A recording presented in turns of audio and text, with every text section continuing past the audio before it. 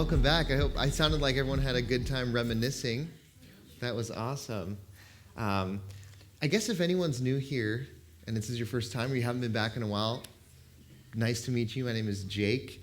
This is my second time in person here at Aldea, and I'm so thrilled to be back. So it's great to see y'all. Next Sunday, we're beginning our November series, which is called Bloom. And really, we're talking about how we as people bloom into our fullest selves. But in order to do that, we need to be connected to others. We need to be rooted into the soil of our lives and of community in order to really live that out. So I'm really excited to talk about that because really it's our journey as a community that we're going to be talking about. November 9th is Cheers and Chats. Trademark, I just came up with that name. And it's going to be, so essentially, we're going to have an opportunity to meet together midweek and, have a drink, have some snacks, and just talk about some of the themes from the series and really dive into some things together in a full discussion time.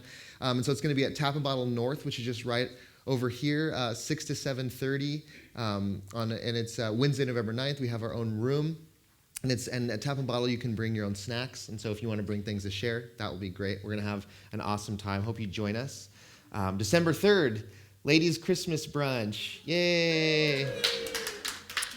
So tickets are now on sale, and we're doing it via Eventbrite this year. Obviously, if you are like, I don't want to mess with that, and I'll give you cash, we're not going to turn you away. But it helps us if you buy tickets on Eventbrite because it just helps us keep track of our numbers. And that link is available on Facebook. And there's a Facebook event that you can find. And if you have any trouble finding any of that, just ask one of us and we'll get you connected. Lastly, if you want to donate to Aldea, you want to help us continue what we're doing here, this spreading our message that love is, love period. Love is the highest value. Love is the highest value of this community, and that's what we want to spread out into the larger community. If you want to help us out, you want to donate, we just have some boxes in the back that you can slip cash or a check into, or you can visit loveperiod.org and click the donate button, and that's that. All right, spooky season, here we go. So, Halloween has always been my favorite holiday, and I mentioned this last week. I haven't always been able to say that because within the context that I grew up in, Halloween was seen as a bad thing. And there were many years where I never even heard the word Halloween mentioned at the church that I grew up in. But I've always loved it, and I've always loved trick-or-treating. That was one of my favorite things to do. And I find it a little sad or disappointing that trick-or-treating isn't really socially acceptable after a certain age, If I could, I'd still be doing it, I probably would maybe want, different items given away, though, I don't know if I just want candy. I'm more practical at this point in my life. Gandhi said, be the change you want to see in the world. So I feel like I want to bring out some of that today. I want to change this, and I want to do some adult trick or treating. So, anyone want any? Yeah, okay. I'm gonna come around. All right, and I'm gonna talk about what we got. Okay, so this is adult trick or treating. Be careful what you pick. Tylenol. I mean, you never know, right? Right? So,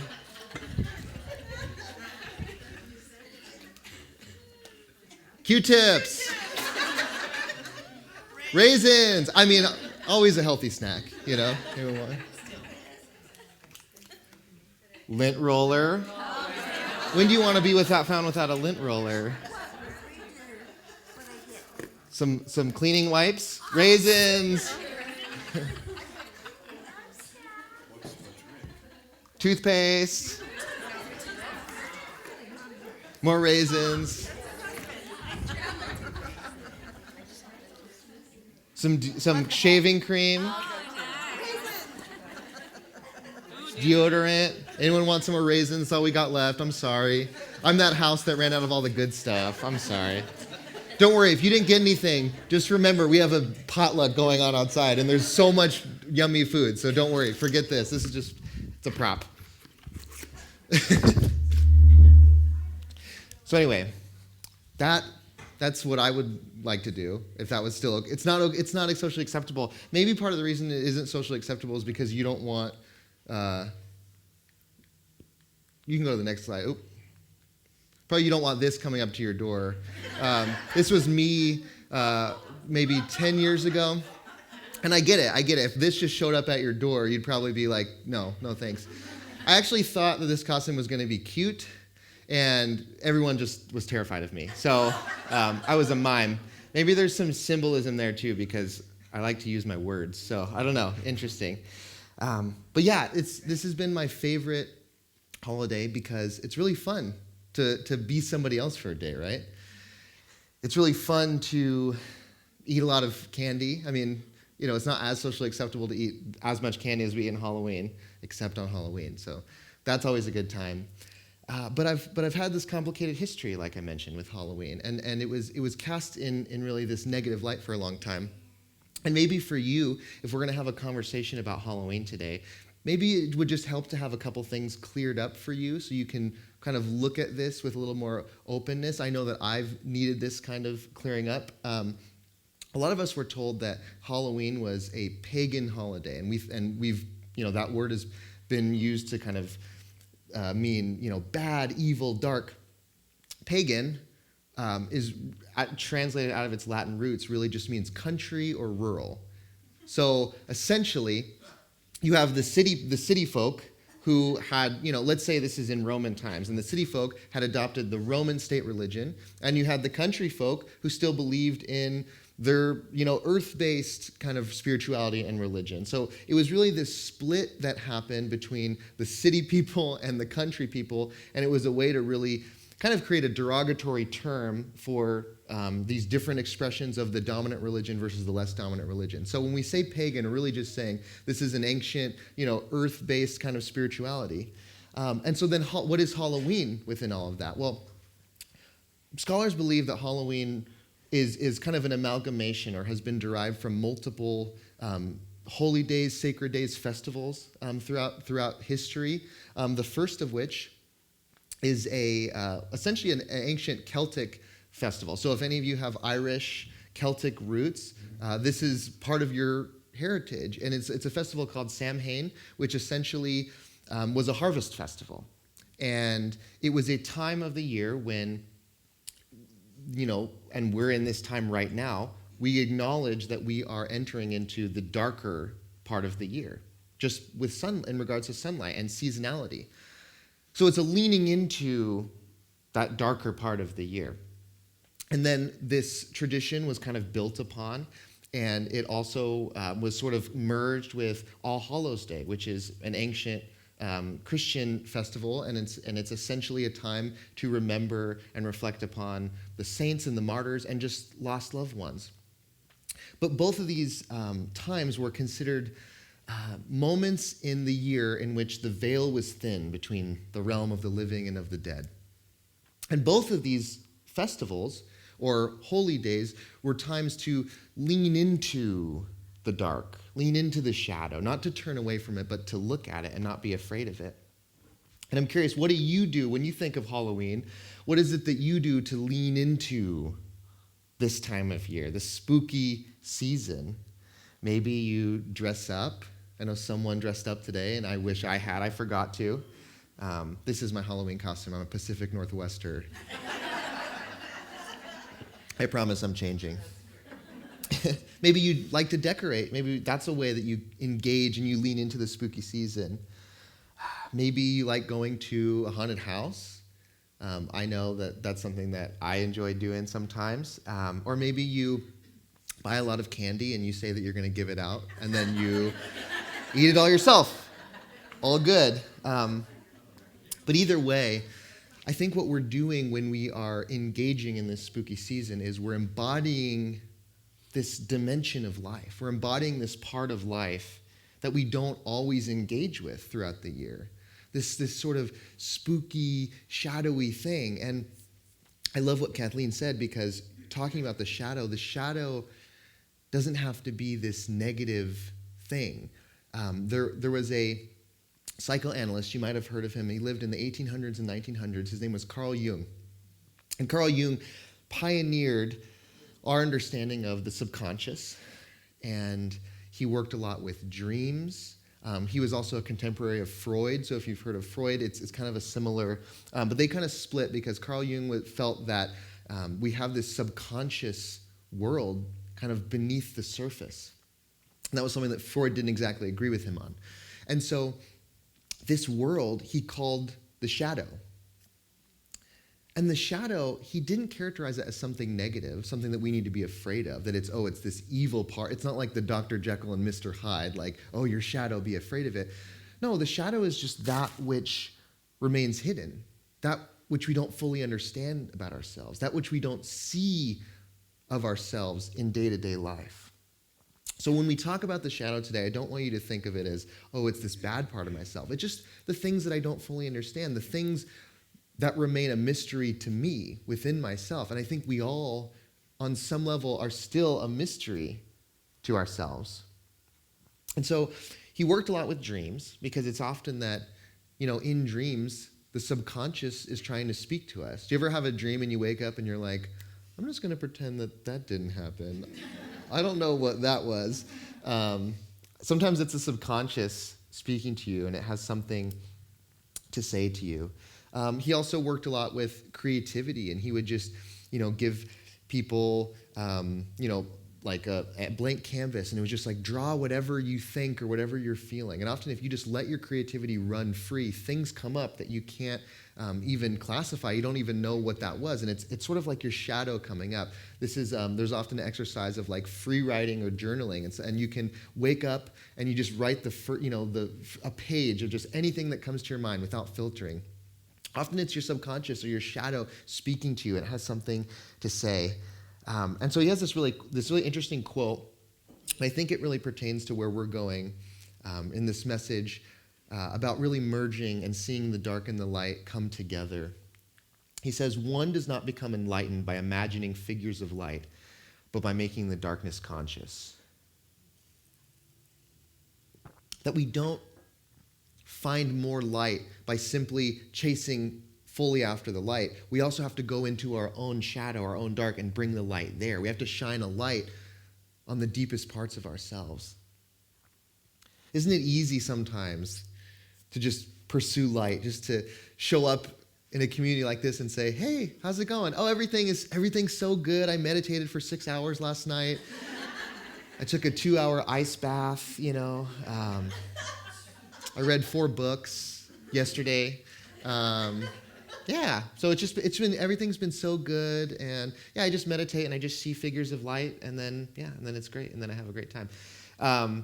Sometimes that doesn't really do anything for us. Sometimes, I'm not saying that's always bad, but I think sometimes by just pretending or just pursuing light and ignoring what's actually going on inside of us, sometimes we do harm to ourselves because we don't actually acknowledge what we're really feeling. And so sometimes it's helpful to bring light into the shadows of ourselves.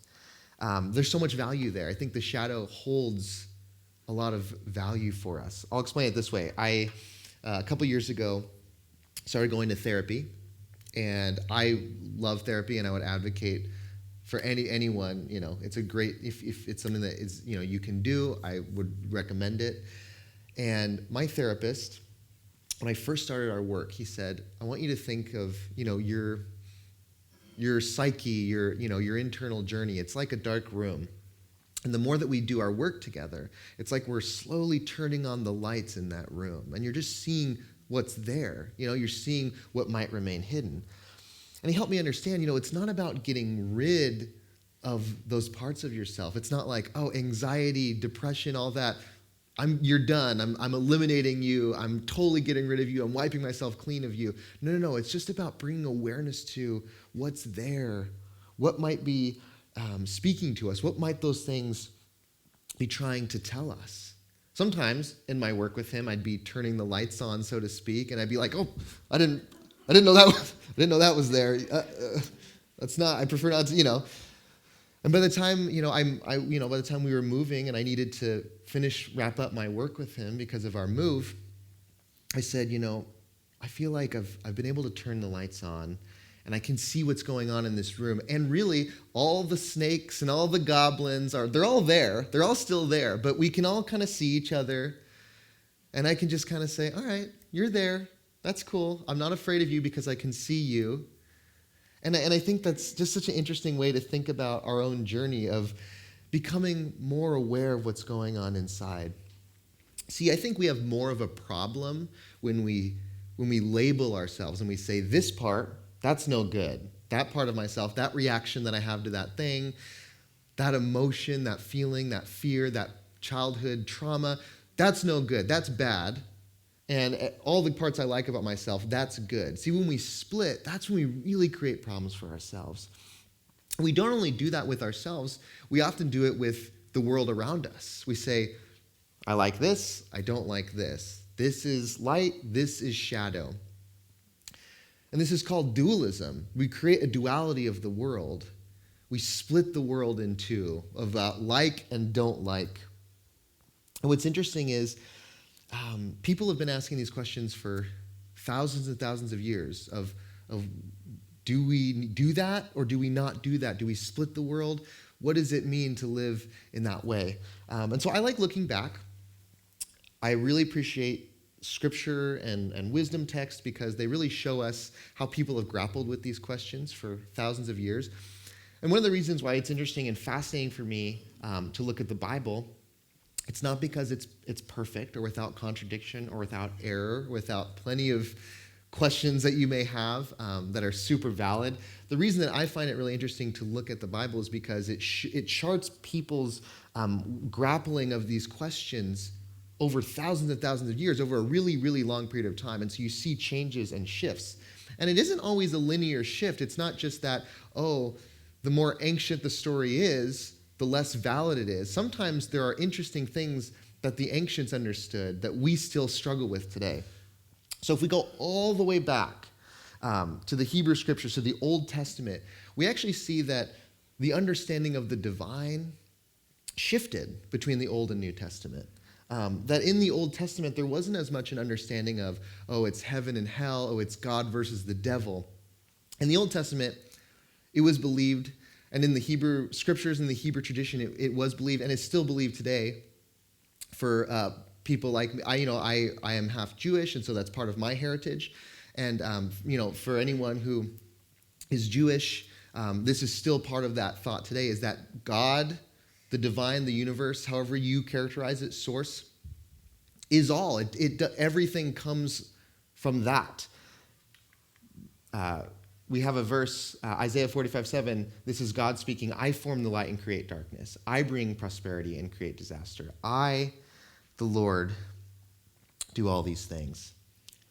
And when I think of this verse, it really reminds me of this, of yin and yang, of this ancient Chinese philosophical symbol. That there's some light in the dark and there's some dark in the light.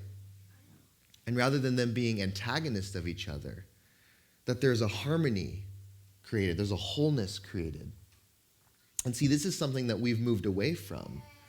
See, in the ancient scriptures, one of the earliest stories is that of Job. Scholars believe that Job, this book in the Bible, was actually one of the first ever, the most ancient story of all the books in the Bible. And in Job, you have this really totally different picture of not only God, but of Satan. It's really interesting. So you have this character, Job, who's a righteous, upstanding, good person, and very pious man, very religious man. And in the story, one day God is hanging out with his crew, and he's just kind of talking, and Satan comes, like one of the boys, like Satan just kind of walks up and is like, hey, this guy Job, I don't think he's as righteous as you think he is. I bet you if he suffered a little bit, he wouldn't be everything you think he is.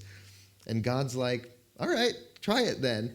And it's a very interesting, different dynamic than we normally see, that you have essentially Satan being a part of this council that God has. And really, if you look at the roots of the word Satan, it just means the accuser. So in a way, he's like a prosecutor in this story, going like, hey, I don't think this is what you think it is. And so it's very different from what we come to later in Scripture, where we believe that we have this split in God and the devil and heaven and hell. A lot of people, a lot of scholars believe that that big kind of dualistic split really came in the Middle Ages, in a time when the church was wanting to create fear and instill fear in order to raise more money. So we haven't always had this sense of the world is split between light and dark, and it's changed over time. And this is what I think really can affect our spirituality even to this day. I think that regardless of what your background is, we live in this world that is saturated with all these themes and symbols and images. And I think to this day, for a lot of us, the struggle is that we want to just kind of press towards the light and ignore the dark. But what's interesting is that when we ignore the dark, it doesn't go away. When we ignore the shadow parts of ourselves, it doesn't just disappear. Sometimes it has more power over us when it remains hidden, because when we don't see it, when we don't acknowledge it, it actually has more power. Maybe some of the recurring issues in our lives are the result of things that we've left in the dark, that we've chosen not to look at. And so they manifest in other ways. And so I'd encourage you, think about what that might look like for you, just to shed a little bit more light on the dark. Maybe it's having that difficult conversation with a loved one that you're like, I just do not want to even go there. But the longer that remains not talked about, the more that it has power over you. Maybe it's digging into your own past and just accepting and loving parts of yourself that you've had a really hard time loving. I know sometimes, just day to day, I just have reactions to life that get really disappointed in myself and down on myself and go like, I'm better than this. Like, I shouldn't be so angry when this happens. I shouldn't be so anxious when this happens. But instead of just judging myself, I'm trying to learn to love and accept that part of myself. And that it's just something that's in the shadow. Can I shed light on it? And that's what I want Aldea spirituality to be. Again, it's a place where we could come in and not just pretend everything's great, but we can say, hey, my shadow did this week. Isn't that funny? What did your shadow do? Because it doesn't have to be everything's perfect. There's an author, his name is Robert Johnson, and he wrote a book called Owning Your Own Shadow. And I love this book. If you're interested in delving more into these topics, check this book out. Come talk to me, I'll remind you. And he has this great quote from this book, and I love it. It says, "The message is unmistakable. Our own healing proceeds from that overlap of what we call good and evil, light and dark. It is not the light element alone does the healing. The place where light and dark begin to touch is where miracles arise. This middle place is a mandorla." What's a mandorla? Well, mandorla is Latin for almond. And so what happens is you have this almond shape that pops up when you have two overlapping circles. And so what he's saying is that between the light and the dark, between the unknown and the known, between the easy and the hard, between all these ways that we split ourselves and we split the world around us, in the middle, there is this liminal space. There is this in-between space. And that's where the magic is. That's where the healing is. And I think Halloween is like that little mandorla, like that little almond. It's a place where the light and the dark come together. It's a moment in time where we create a safe space and a safe container to look at these different parts of ourselves that don't always match up. It doesn't always add up, and yet it's okay because we create these spaces where we can live in the middle in that tension.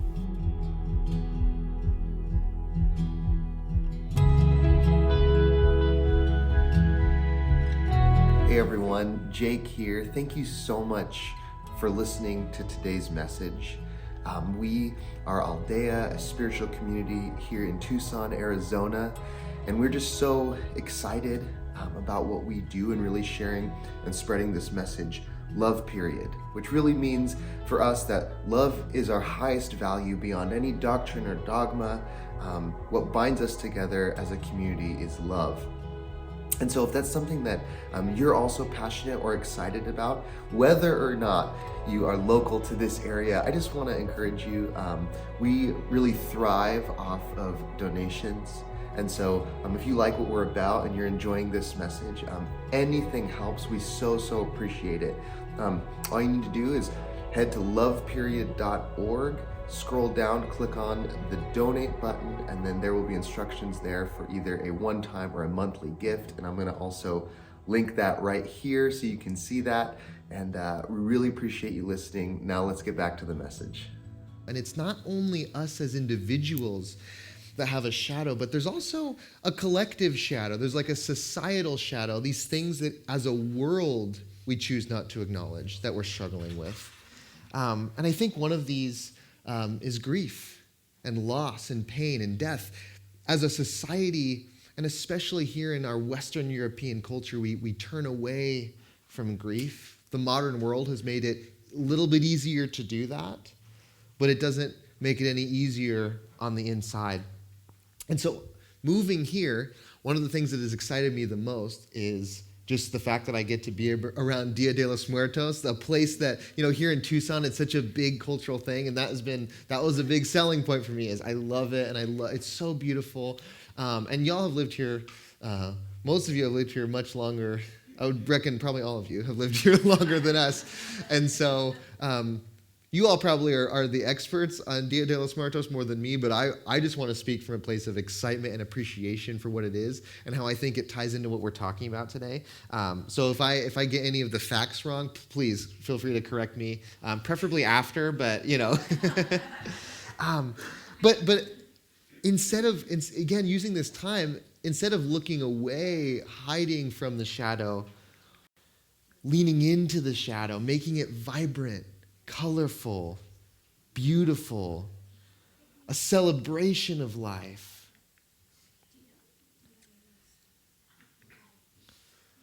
A celebration of the ones that we've loved.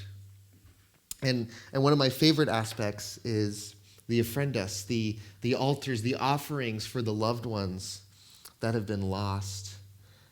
What a beautiful opportunity to reflect on the things that the people you loved. What a beautiful opportunity to reflect on them. Again, in this time of the year where it's believed that the veil between the living and dead is thin, to use this as an opportunity to reflect on those you have loved and lost. And to give offerings of the things that they loved. I know some of you with spouses, I know Olivia would say this to me, I wish you'd give me more offerings while I'm alive. But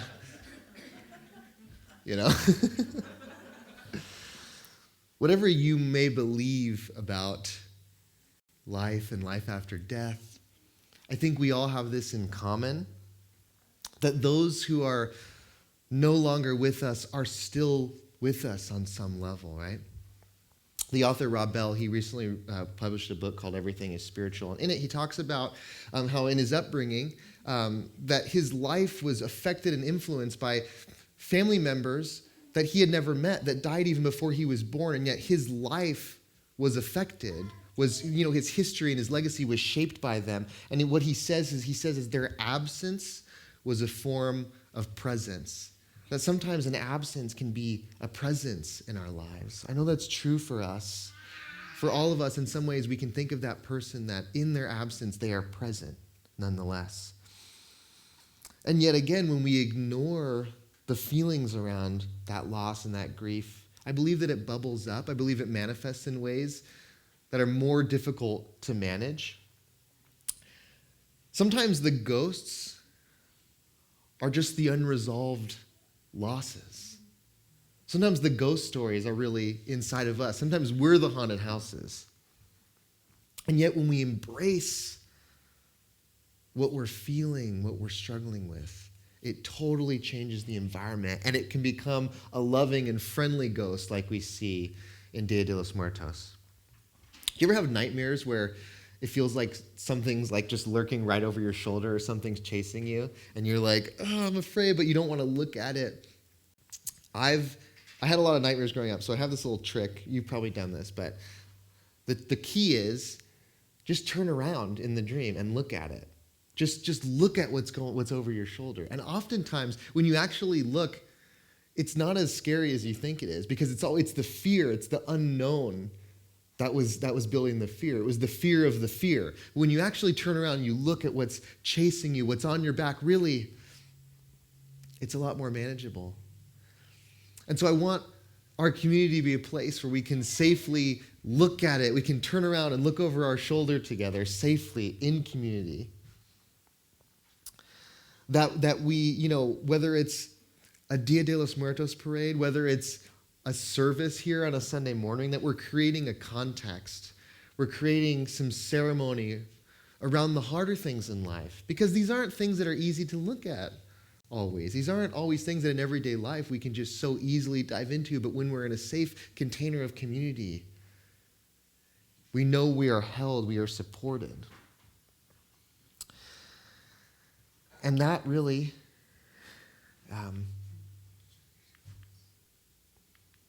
it's the mandorla again. Because what are we if not the culmination of the past meeting the future? What are we as humans if not the unknown meeting the known, the unknown to ourselves and the known to ourselves?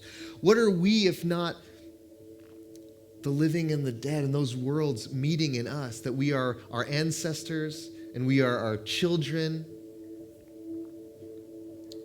And so I want this season, this spooky season, this Halloween and this Dia de los Muertos to be a celebration of life, to be a celebration of those who are with us and those who might have moved on, to be a celebration of our own dark and light meeting in this beautiful cocktail that is you. And so I just want to end today with a little bit of a prayer. And this prayer is really directed to however you may conceptualize God, a creator, a source, a higher self, that divinity within you, whatever that may look like for you. To that God of your understanding, we pray. So if you feel comfortable, close your eyes. Just have a moment of presence together. Take a deep breath.